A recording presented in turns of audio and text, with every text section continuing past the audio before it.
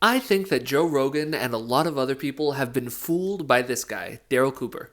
They think he's a great guy, but let's look at what Mr. Cooper recently said. He was responding to a story about an Iraqi man that committed a barbaric crime. Daryl Cooper said entire continents probably need to be cleared of all signs of humanity and started again from scratch. Hopefully I don't need to explain that is an evil and monstrous thing to say. Now let's look at how some people have described Daryl Cooper. Tucker Carlson said Daryl Cooper may be the best and most honest popular historian in the United States. Dave Smith has said Daryl Cooper is a national treasure and must be protected at all costs. And not only has Joe Rogan had Daryl Cooper on his podcast, when Rogan had Douglas Murray on and Murray was criticizing Daryl Cooper, this is what Joe Rogan said in Daryl Cooper's defense. You need to listen to Daryl to really understand what he's saying. If you take Daryl's words out of context, Daryl has some of the most nuanced, balanced, and charitable views on all the figures in history. Now let's return to what Cooper said today.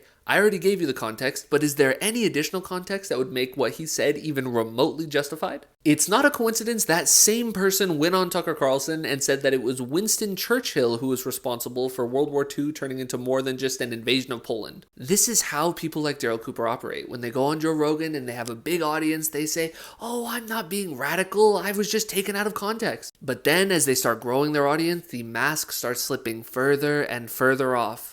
I am 99% confident that Joe Rogan does not actually realize how radical and insane so many of Daryl Cooper's beliefs are.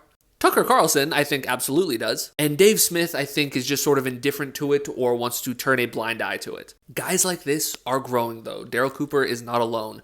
Don't let them Trojan horse in their diabolical and absolutely evil beliefs.